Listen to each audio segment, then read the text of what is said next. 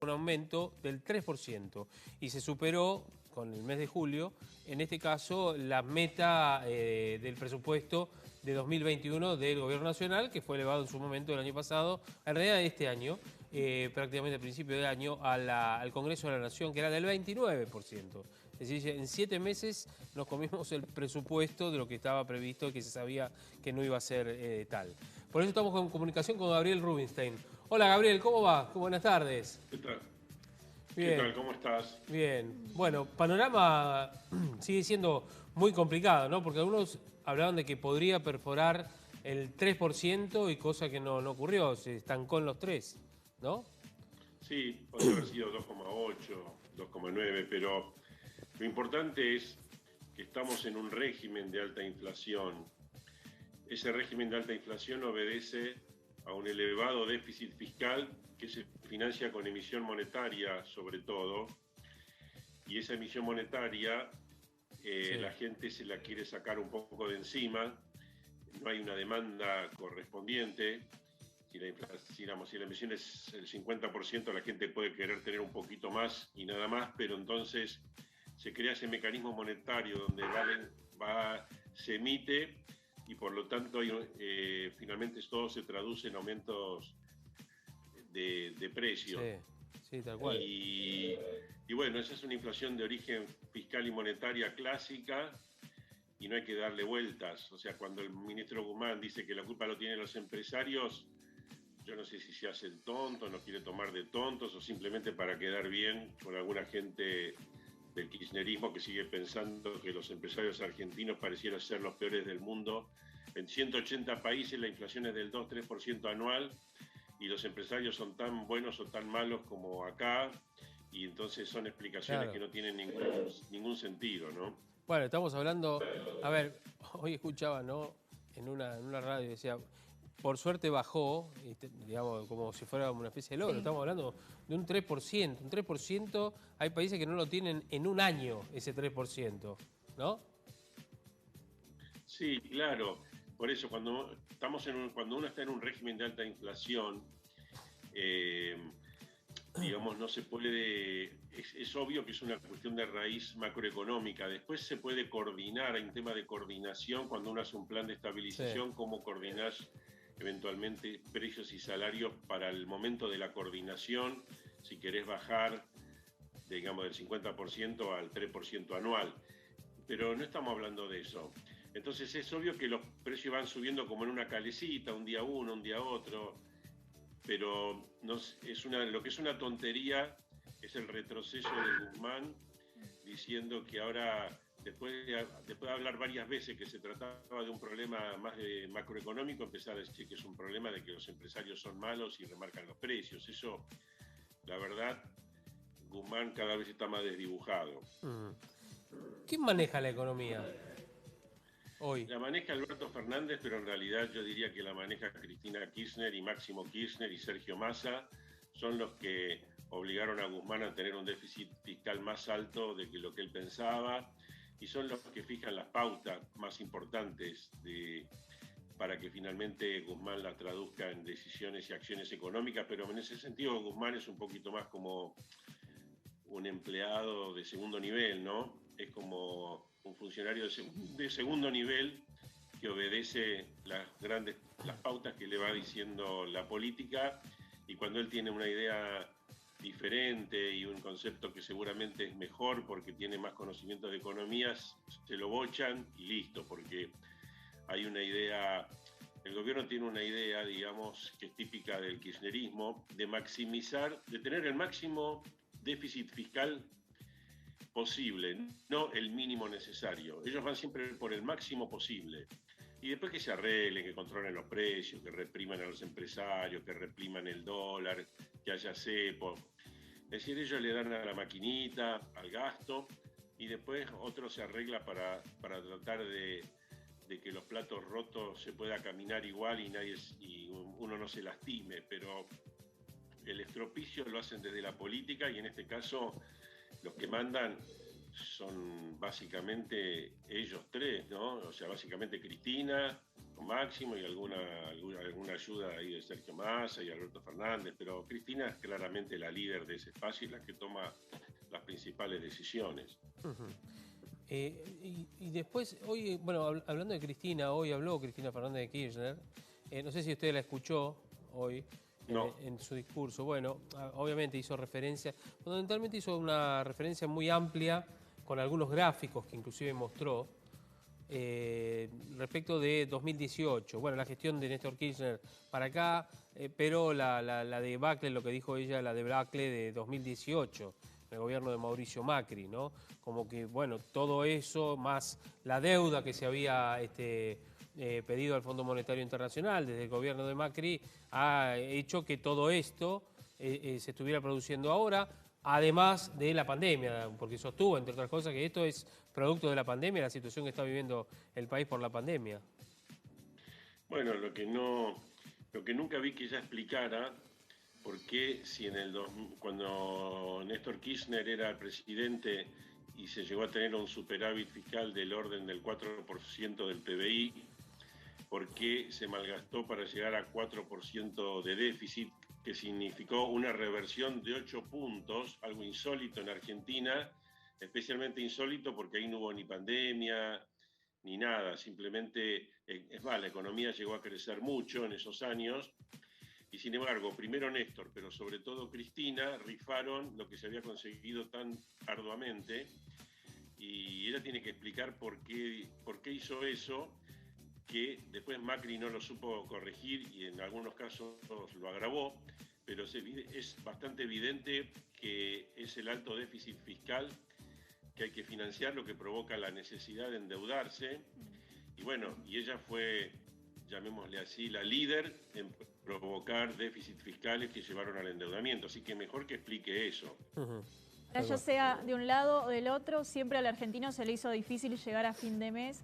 Y vos decías, van de a poquito aumentando los precios de un lado al otro. Nosotros una vez al mes contamos siempre el aumento de combustible, algún alimento, bueno, en fin. Y la verdad es que las paritarias que han cerrado los últimos gremios, los que conocimos, fueron buenas, pero no deben haber sido más de 2 o 3. Todos se quedaron por abajo del 30%. Es imposible ganarle así o sacarle un poquito de ventaja durante algún mes. Para que los salarios crezcan, si quieren ganar a la inflación, nos vamos a ir a una inflación del 50, del 60, del 70, del 80. No va a ser por esa vía. La vía va a ser por una economía que se pueda estabilizar, es decir, de baja inflación, y sobre todo una economía que genere estímulos a la inversión privada.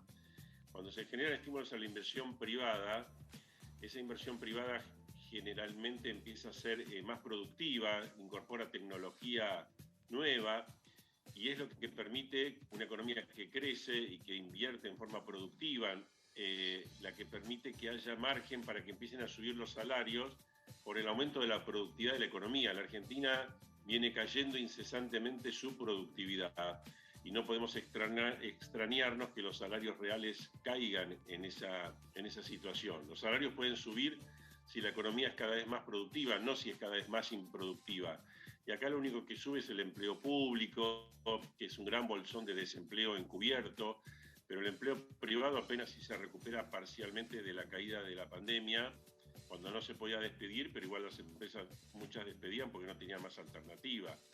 Entonces, no se le puede ganar a la inflación por voluntad mágicamente. Si se intenta por ese lado, lo que vamos a lograr es escalones cada vez más altos de inflación en vez de solucionar el problema.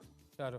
Tolosa Paz, que es la candidata del Frente de Todos, dijo hace algunos días nada más que hay que cargar de mayor cantidad de impuestos a las grandes empresas y también a aquellos propietarios, dijo una cosa así, ¿no? Algunos dentro inclusive también del Frente de Todos se mostraron un poco sorprendidos por esa declaración y sobre todo en momentos de campaña. ¿Usted cree que esa es la intención del oficialismo hoy, seguir sumando impuestos? Y a veces pareciera que sí, pareciera que conciben una economía donde ellos obligan a la gente, como a los empresarios sobre todo, a pagar impuestos y después piensan que con la inversión pública van a suplir a la inversión privada. o lo piensan o simplemente algunos piensan que va a ser una manera de tener caja para otras cosas, para fines políticos.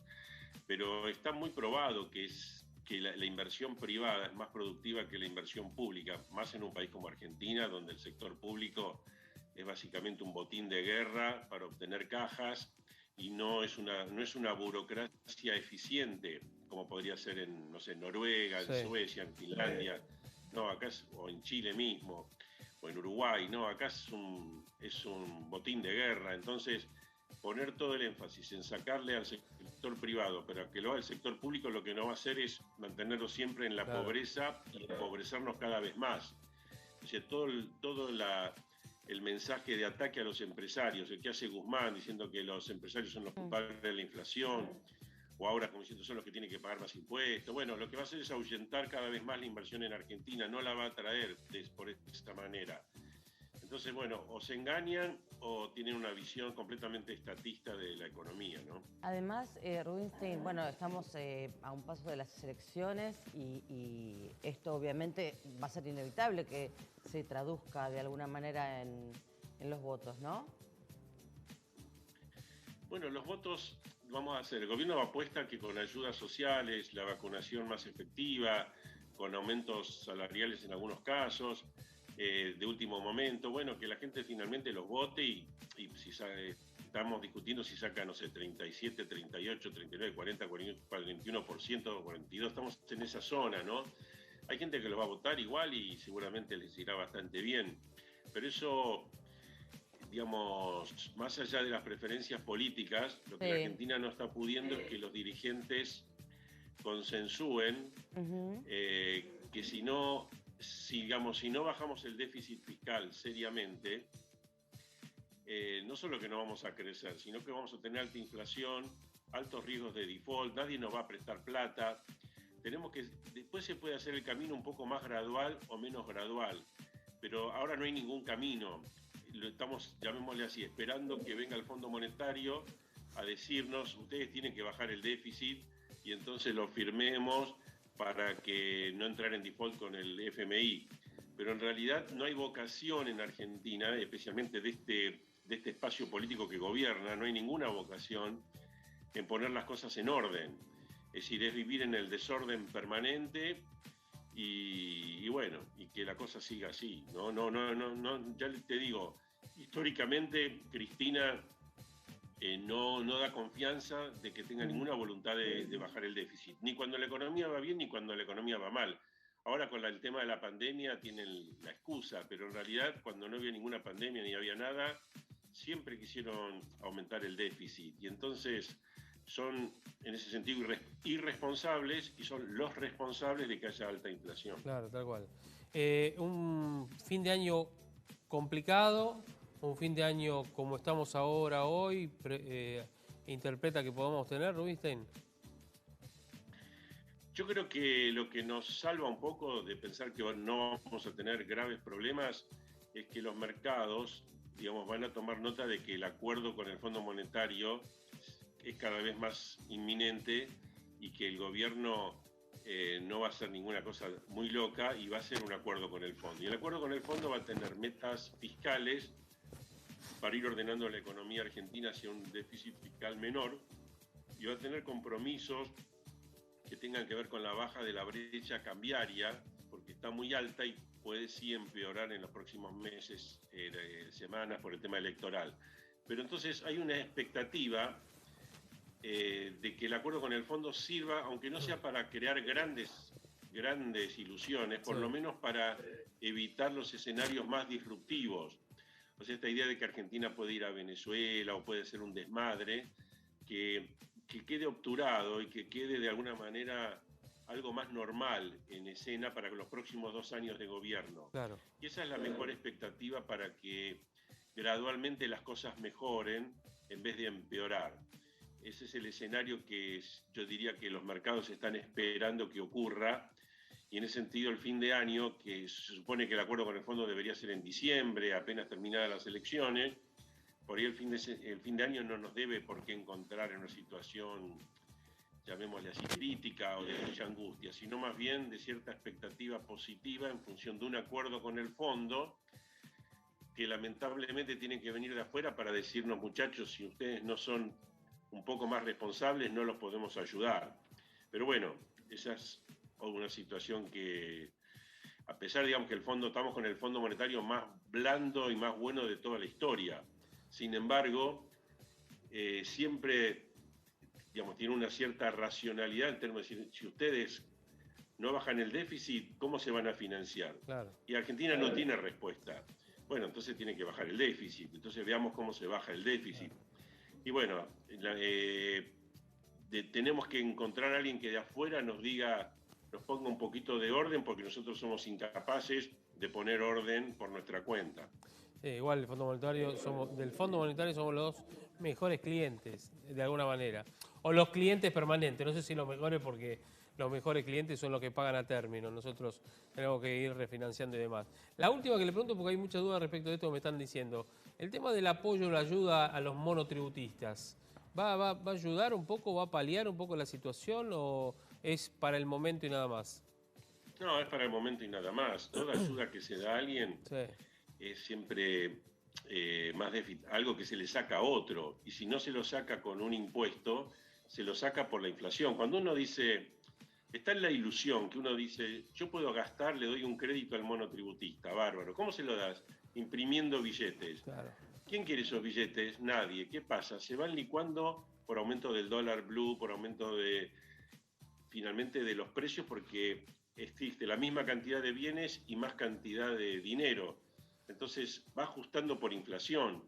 Bueno, ese es el mecanismo que se llama impuesto inflacionario, pero eso es como que es una solución, llamémosle así, de muy corto plazo, y lo que hace es ahondar esta inflación estructural o esta inflación permanente de Argentina. Sí. Nunca la podemos bajar o no la podemos bajar fuerte, porque siempre está la manía de gastar imprimiendo dinero. Y bueno, está bien, en el momento que uno recibe una ayuda, por supuesto que le sirve, pero al mes, esa ayuda que un monotributista recibe hoy, en el mes siguiente se ve un aumento de todos los productos para toda la población, de un poquito más de aumentos. Una parte va a ser por eso, otra parte va a ser por tal subsidio, otra parte va a ser por otra cosa, pero siempre estamos dándole a la maquinita y convalidando o provocando que los precios no dejen de aumentar, aumenten incesantemente a tasas muy altas, ¿no? Sí. Totalmente, sí, entendido, muy claro.